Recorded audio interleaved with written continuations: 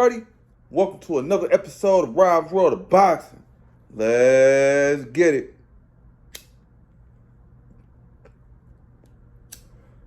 Alright. I want to get into before I get into the video, man, I got the 34 balloons up in the back. It was my birthday a couple days ago, December 4th. So, yeah, we just ain't took it down yet.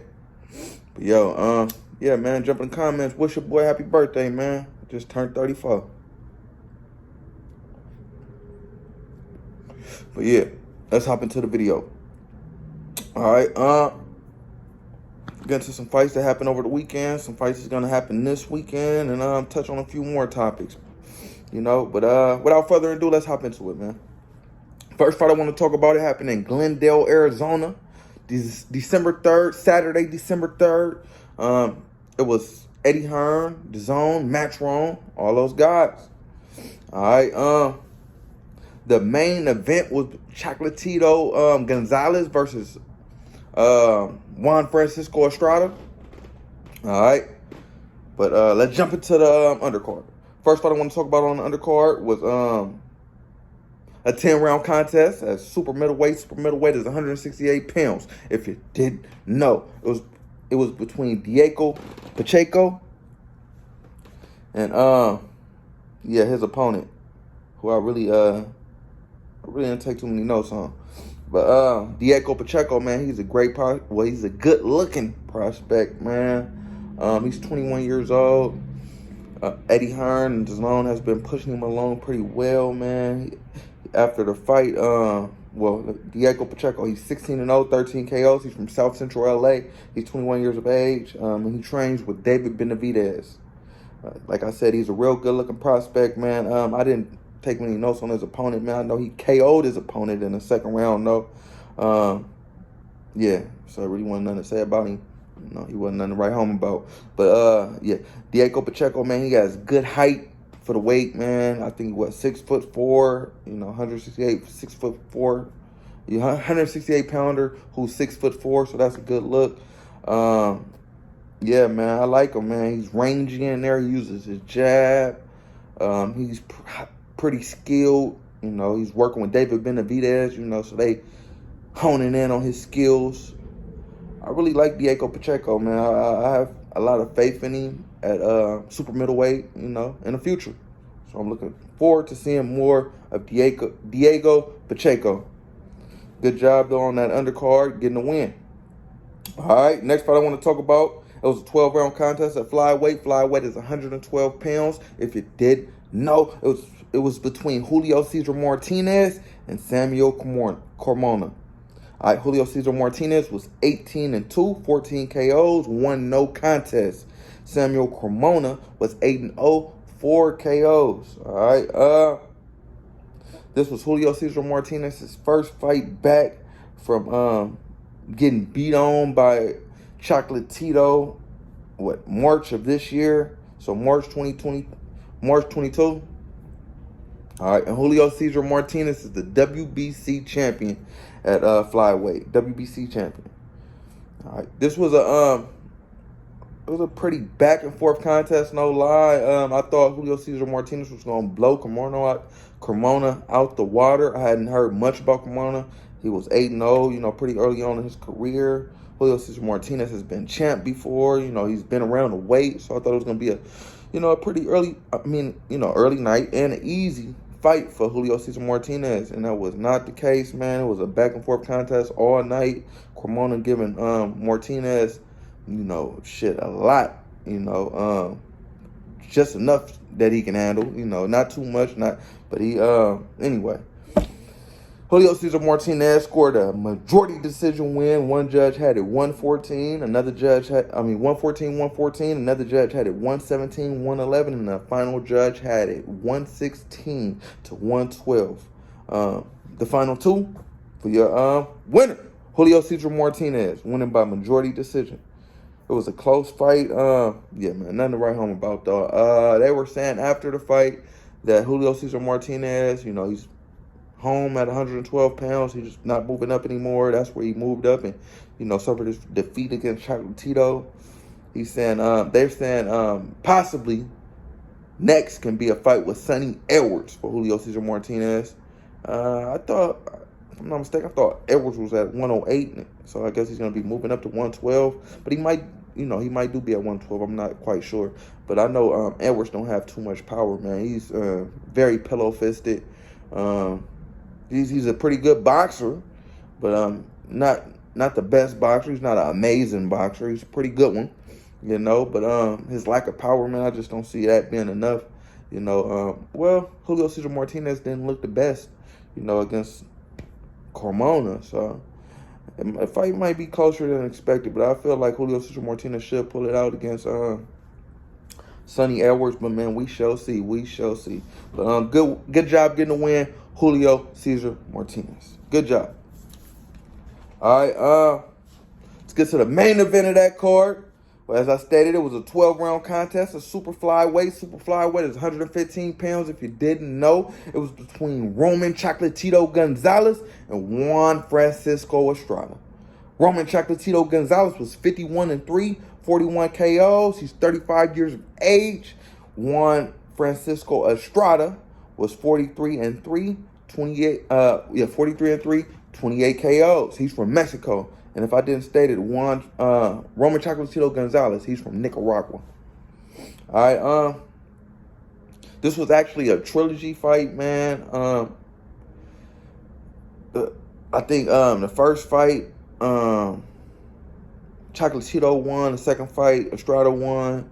Now we're on the third fight, which was not, as action-packed as the first two fights. But it was still a good fight, It was a back-and-forth contest with no fighter really pulling away, in my opinion. Juan Francisco Estrada pot-shotting Chocolatito and counter-punching Chocolatito all throughout the fight while Chocolatito was coming forward all throughout the fight, putting pressure on Estrada. But really not too, the pressure wasn't too effective, in my opinion. I felt like Estrada was, countering more than Chocolatito was pressuring. So I gave the edge to Estrada. Yeah, man. And the judges did the same, man. One judge scored it a draw, 114-114. Another judge had it 116-112 for Estrada. And the final judge had it 115-113 for your winner, Juan Francisco Estrada, getting the majority decision win against Roman Chocolatito Gonzalez in their trilogy match. After the fight, everybody was talking about Chocolatito might, contemplate retirement. I didn't really sit and watch it after the fight and see what he said, but yeah, I didn't get that. But he showed he was, he's still a good fighter. They were saying like him and Estrada, were friends and like, they had went on vacation together or some shit, you know what I'm saying? So you could tell in the fight, like he didn't really want to beat on him too bad. He didn't want to be too aggressive in there. He didn't want to throw too many punches. You could tell like it was his partner. So that's not a good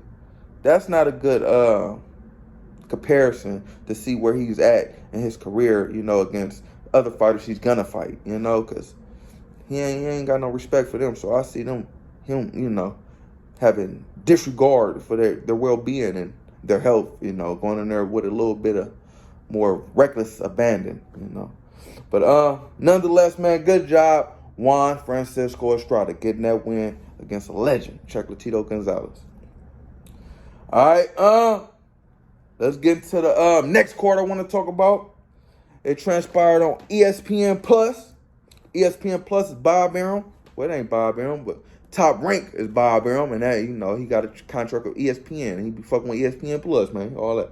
So that's Bob Arum. It happened Saturday, December 3rd, same as the last card. This one was at 2 p.m. Eastern Time in London, England. Was for the WBC heavyweight title of the world. It was Tyson, the Gypsy King Fury, versus Derek Chisora in a 12-round contest at heavyweight. Heavyweight is the big boys.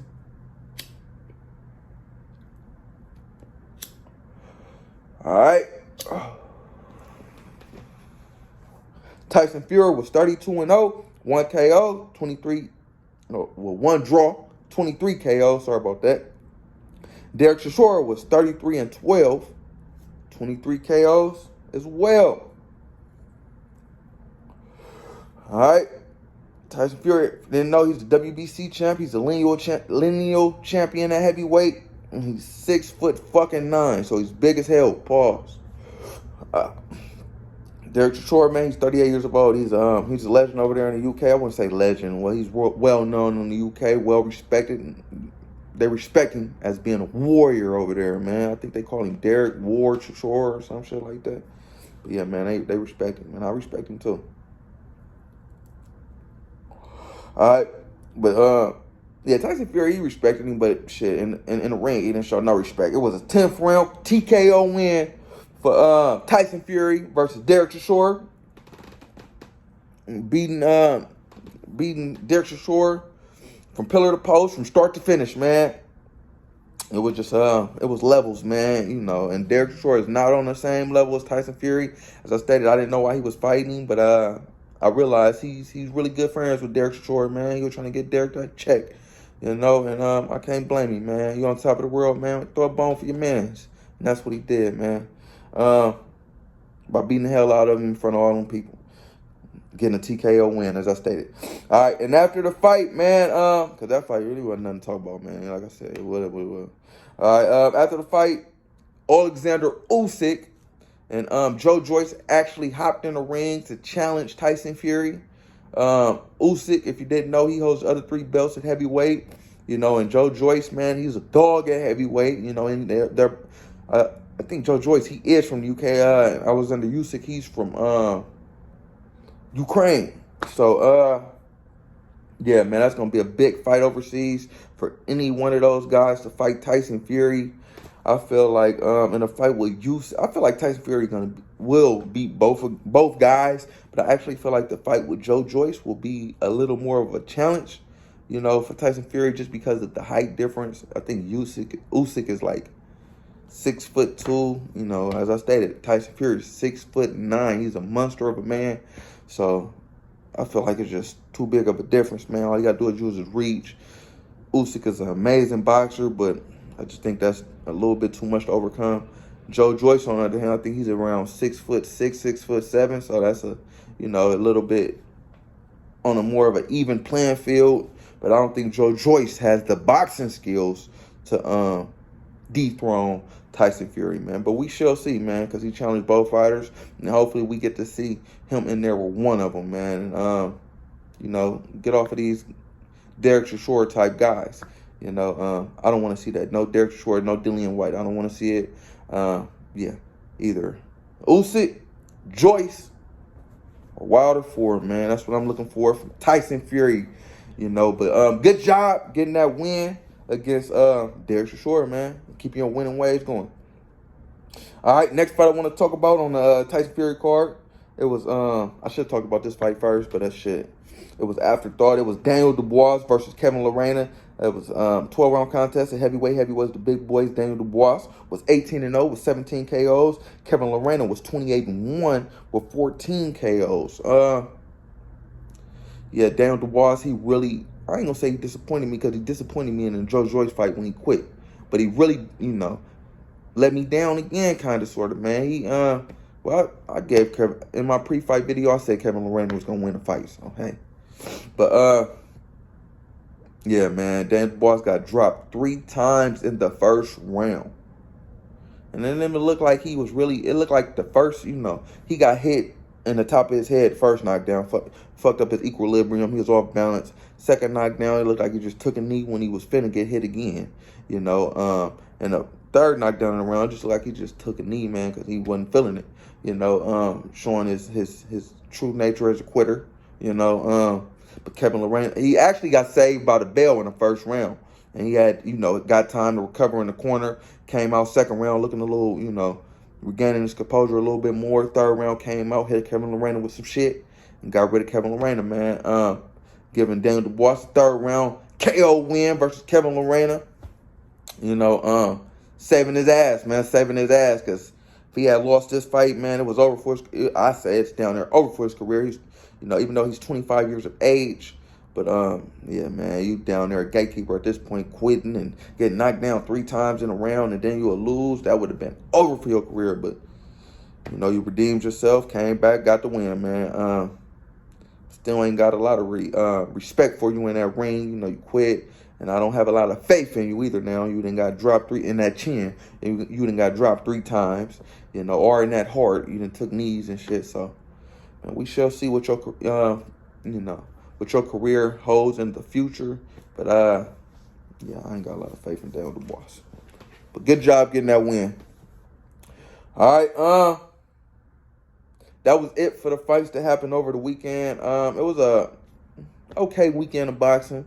You know, had some little guys going at it, had some big guys going at it. DAZN put on a good card, and ESPN put on a good card. All right. Good job to all the fighters, man. Even the fighters that lost, man. As I stated, man, you can't play boxing. Good job, guys. All right, let's talk about some of the fights that's gonna happen this upcoming weekend. All right, a weekend of Saturday, December 10th. All right, it's a very, very busy weekend of boxing. Let's jump into it. First fight card I want to talk about is going to happen on, like I stated, on December 10th. It's going to be an ESPN Plus card. It's going to be Heisman night after the Heisman Trophy presentation in New York City. It's a Bob Arum top rank promotion, man. All right. Main event is going to be a 12-round contest of junior welterweight. Junior welterweight is 140 pounds.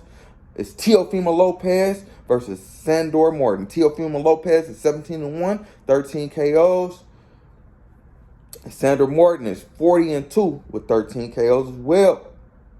All right, Teofimo Lopez is coming off his loss to George Kambosos a couple fights back. He fought Pedro Campbell his last fight, and on this fight, he's gonna fight his opponent, man, Sandor Morton, who's 40. As I stated, who's 40-2, 13 KOs. He's a southpaw. His only claim to fame is beating Mikey Garcia. I ain't gonna say his only, because he has 40 wins. But his claim to fame is beating Mikey Garcia, man, on his last fight, sending him into retirement. Other than that, I ain't gonna lie, I don't really know too much about Sandor Morton, man. I feel like Sandor Morton and Pedro Campbell is like, I ain't gonna say beneath Teofimo Lopez, but they're probably not on his level, you know, just athletically and just skill-wise, you know, pedigree either. I feel like, you know, this probably going to be an easy win for Teo, and it's probably going to be Teo's last soft touch, man. You know, at 140, came to 140, trying to get his feet wet after a loss, man. Now I feel like it's time to jump back in there with the big dogs. You know, shit, you at 140 now, man. Let's see. Regis Prograis, you know, shit, any dog, fucking Jose Ramirez, any big dog at 140, man, with Josh Taylor. I'm trying to see you in there with them now. No more soft touches. You Teofimo fucking Lopez. Or are you still Teofimo Lopez? Let's see. But I got Teo by third round KO against Sandor Morton, guy we all know.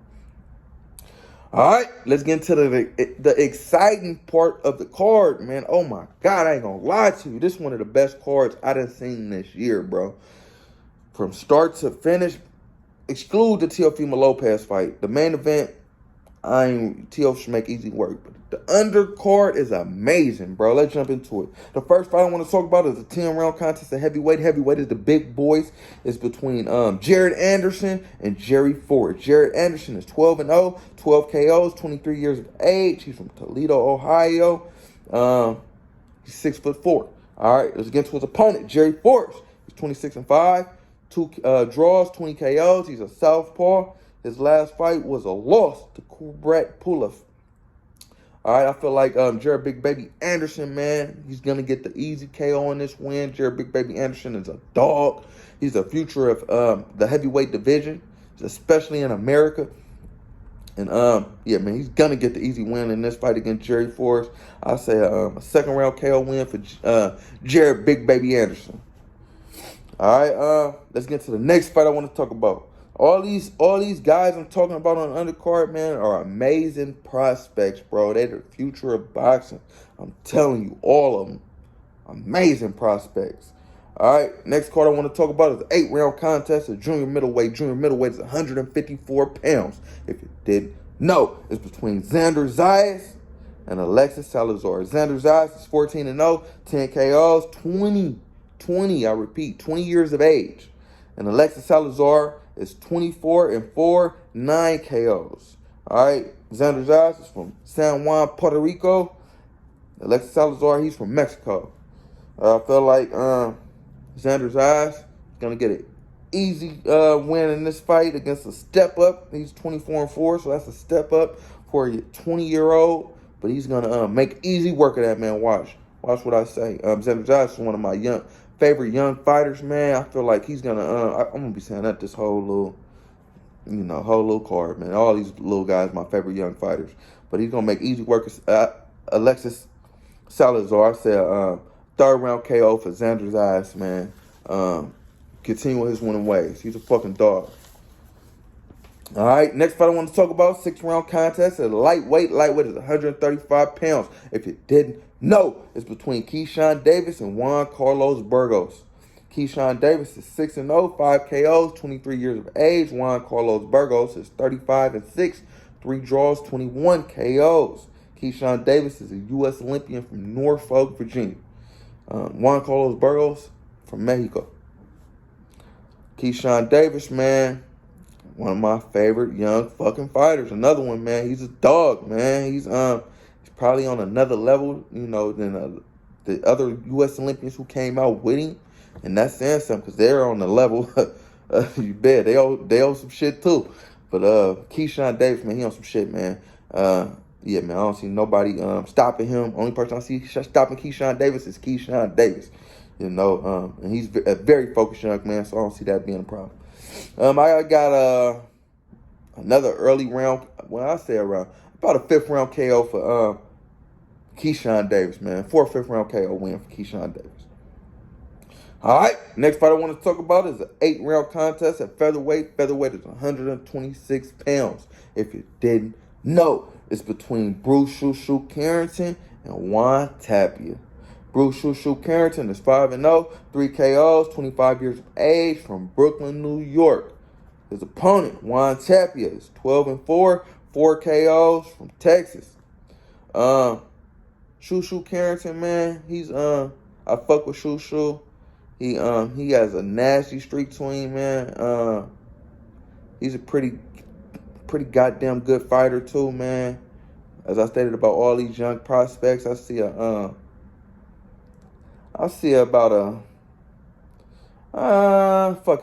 unanimous decision win for Bruce Shoo Carrington. He might go the distance with this guy. I'll say Bruce is nice. He's nice. But him and the next guy I'm gonna talk about, they're probably the least nice out of all the young prospects I'm gonna talk about on this card, man. But I fuck with both of them. I ain't gonna lie. I fuck with Bruce and I fuck with the next fight I want to talk about. An 8-round contest at welterweight. Welterweight is 147 pounds. All right, it's Jahai Tucker versus Ivan Padizzik. I think that's it. All right, Jahai Tucker is 9-0, 5 KOs, 19 years of age, from Queens, New York. Ivan Padizzik is 14-2, 1 draw, 8 KOs, from Rancho Cucamonga, California, where the cracker killers play. But all right, like as I was stating, Jahai Tucker, he's nice, but yeah, he's not as nice as the other prospects on the card. He can use some work. The same with Shoo Carrington, but there are, nonetheless, they dogs too, and they will get the job done. In my opinion, I feel like it's a step up fight for Jahai Tucker. His opponent has only lost twice. So, yeah, that might be a majority decision win. I mean, a unanimous decision win. I ain't going to do anything like that. I say a unanimous decision win for Jahai Tucker as well. So, I got to, for him and Bruce scoring unanimous decision wins, man. All right. Next fight I want to talk about is an 8-round contest of junior welterweight. Junior welterweight is 140 pounds. If you didn't know, it's between Tiger Johnson and Mike O'Hara Jr. Tiger Johnson is 6-0, 4 KOs, 24 years of age. He's from Cleveland, Ohio. He's a U.S. Olympian as well. And Mike O'Hara Jr. is 16-1, 9 KOs, from Massachusetts. Oh shit! So he only lost one fight. This is a step up for Tiger Johnson, man. So let's see how he handled, this step. If he step right on, or and get to the next step, or if he fumble and stumble and trip over this motherfucker. But I don't see Tiger tripping, man. Tiger is a dog. He's as I stated, he's a U.S. Olympian. He's highly skilled, and as of late, he's been putting his power, with his skills and, getting his opponents out of there, man. So I feel like Michael Hurd Jr. shouldn't be any exception, and Tiger Johnson should continue his winning ways and knockout ways. I got a 4th round KO win for Tiger Johnson. All right, next fight I want to talk about is a 6th round contest at heavyweight. Heavyweight is the big boys. It's between Damian Kennebaugh and Emilio Salas. Damian Kennebaugh is 9-1, 5 KOs, 26 years of age. He's 6'7" from Poland. I haven't seen Kennebaugh in action, man, but I like his record, man. I like his motherfucking height. He's 6'7", so yeah, I had to throw him down here, man. Against his opponent, Emilio Salas, who's 7-3, 1 draw, 3 KOs. He's a southpaw from Puerto Rico, man. As I stated, man, I haven't seen Kennebaugh, and I haven't seen I didn't state that, but I haven't seen Salas either. But like I want to see Kennebaugh, so I'm looking forward to seeing him in there, and I'm looking forward to him probably getting that KO against a 7-3 opponent. But I want to see it for myself. He's 26 years of age. The heavyweight division is not, bleeding with talent. So, the more talent we get at that division, the better for the division. So, anytime I see a good-looking heavyweight on paper, I'll, make sure I tune into that fight and see if what's on paper translate to the ring. And I'm looking forward to seeing if, it translate with Kennebaugh. Let's see. All right, next fight is going to happen on Saturday, December 10th. Also, another fight is going to happen on Saturday, December 10th. It's on BOK Prime, not the dating app BOK. It's Prime. All right, it's going to take place in Omaha, Nebraska. It's going to be a pay-per-view contest, which I don't know why. I'm not going to buy that shit. I wouldn't encourage you guys to buy it. I'm going to find it on one of these little free sites and watch it there. All right, it's a hometown fight for Terrence Bud Crawford. 12-round contest of welterweight. Welterweight is 147 pounds. If you didn't know, it's Terrence Crawford versus David Avanesiev. Terrence Crawford is 13. Let me hit this one. True. Terrence Crawford is 38-0, 29 KOs. From Omaha, Nebraska. And he's the WBO champ at welterweight. All right, let's get to his opponent, David Avanesiev. He's 29-3, 1 draw, 17 KOs. He's from Russia. He has lost to Mean Machine, and he also has lost to Lamont Peterson and somebody else. I didn't even get the other loss, but it was a nobody.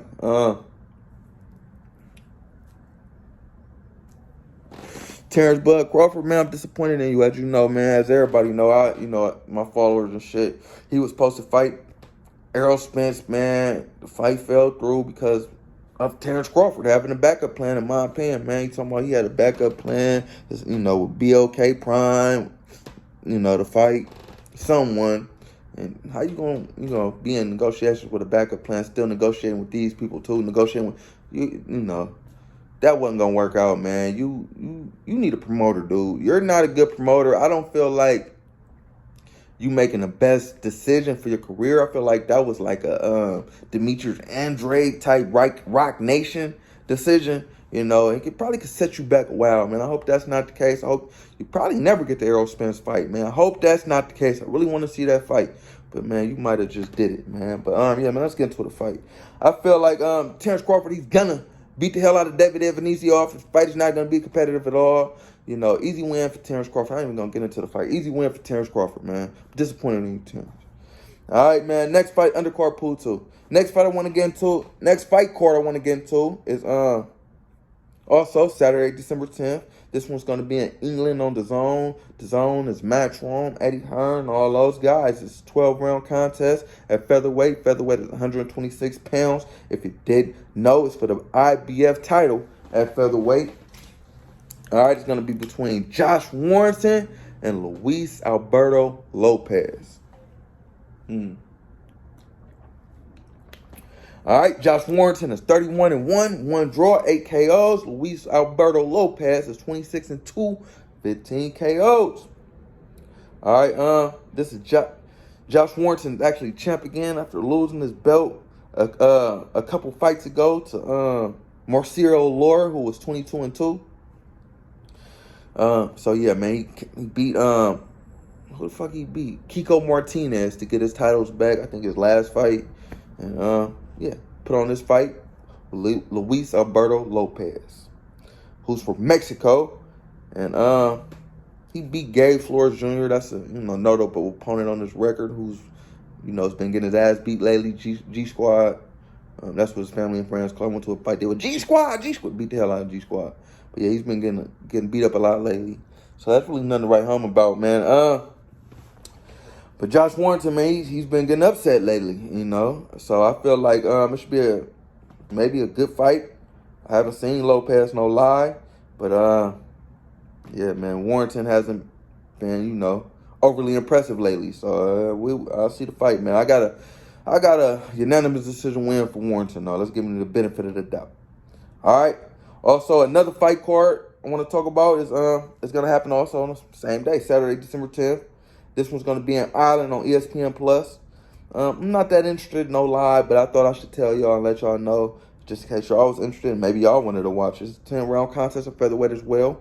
Featherweight is 126 pounds. It's Michael Conlan versus Kareem Grief.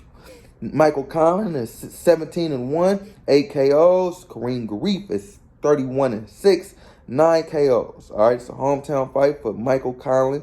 It's in Ireland. He's from Ireland. His only loss was against Lee Wood, who was 21-2 when he beat him. So yeah, man. Haven't really heard much about Mike Conlan, but evidently he's garnered a hometown fight. So he must be some kind of nice. Probably won't watch this fight if it's conflicting with the other fights. But if it's not, I'll tune in and check it out. I'm not gonna, be like overly zealous to check it out. Haven't seen either fighter, so. All right, that's it for the fights that's gonna happen. Saturday, December 10th. It's gonna be an amazing card with ESPN Plus and Top Rank, bro. Check out that card, please. Check out that card. That's only. I ain't gonna lie to you. That might be the only card I watch, man. The other cards, who is it? Shit. Put a Terrence Crawford. I ain't even gonna pay-per-view. I'm gonna watch on the free app. And yeah, I might watch. I ain't gonna watch Conlan fight. And I'm gonna watch the Josh Warrington fight. Might watch the Terrence Crawford fight. I ain't gonna watch Conlan fight. I'm for sure gonna watch this Top Rank. That's what I'm telling y'all. Watch that Top Rank. Other cards, okay, man, y'all can maybe. But watch that Top Rank card for sure, bro. It's gonna be a hell of a card. One of the best cards of this year at the in December when no good cards are happening really. So tune in. All right, a couple other topics I wanted to touch on, man. I ain't gonna get too in depth, but I seen Shakur Stevenson and Bill Haney going at it, man. I guess Shakur ain't been liking some comments that Bill been saying about him, and Shakur, I guess him and Bill and Dev got some history. Him and Dev are, pretty good friends. When they were young, Bill came and grabbed Shakur, and we're taking them to different amateur tournaments together, and, which had them, bond, I guess Shakur felt like, him and Bill had a bond, that enough so that Bill shouldn't be going around, in interviews saying that Dev gonna do this to Shakur, do that to Shakur. Shakur don't want none of Dev, and he like, man, you should need to stay out of this. Bill, you should leave it between me and Dev. I thought you had more love for me than that. You should know me. To know that it ain't gonna be an easy fight for Dev when we get in the ring. You know, are you talking like Dev just gonna blow me out the water? And basically, Bill saying, man, you know, like I'm my son #1 fan, man. I'm his #1 supporter. I love you, Shakur. I fuck with you. You know, you my guy. I know you a young lion. That's why I'm, you know, but Dev, my son. You know, basically that's what he was saying, man. It was just a back and forth of them going back and forth. So it's all over the internet. You can go check it out. You know, them having that heated debate, man. It was about a 30-minute interview, man, with them, a 30-minute clip of them just going back and forth, back and forth. But yeah, man, I'm kind of with Bill though, man. Shakur, man, bro, you know, Bill is a good man. He from where I'm from. He from Oakland, man. I heard a lot of good shit about Bill Haney, man. I heard he a solid stand-up nigga, man. You know, and he showed you he was solid and stand up by coming and grab you, taking you all to different tournaments. He didn't have to do that, man, you know, and it's a lot of fathers ain't putting their son in shit, let alone going to get another, you know, good person in the sport, a good young man in the sport, and making sure that he has a way to tournaments. And, you know, and I ain't saying that he was the only one who did it for you, but, you know, he helped you. So, you know, but he still got to be there for his son and make sure his son is the #1 priority. And I think he is like his manager or something now, you know, on the business side. So that's his job. So get out your feelings, bro. Even though you my favorite fucking fighter, get out your feelings, man, and just get in the ring and fight. And stay out of trouble too, man, because I heard you was finna get called to the stand or some shit with this takeoff shit, man. You know, that shit, wow. They just said some DJ nigga shot Takeoff in the head, and, you know, he out of the crowd. They were saying it was some other little young nigga, but just come to find out it wasn't. It was some other nigga who wasn't even in the videos and just fired in the crowd, and that could have really honestly been you, bro. So you need to stay out of trouble. That's all you need to worry about, man. Fuck all this other shit. Stay out of trouble and stay in the ring. All right, yeah, man. Another topic I want to talk about not talk about, just feel on. Gervonta Davis, pause too. Gervonta Davis and Blue Blood Sports, they were going back and forth over Blue Blood, saying that basically Devin Haney and Shakur Stevenson, you know, would beat Gervonta Davis. And Gervonta just basically confronting him about it. I guess somebody brought Blue Blood on a platform that Gervonta was on, you know, and asked Blue, like, hey, so what you was said about Shakur and Devin, you know, beating Gervonta? And he didn't back down. He stated it. Like, hey, I feel like, you know, Gervonta basically was like, man, them niggas ain't gonna do shit. You know what I'm saying? Ooh, ask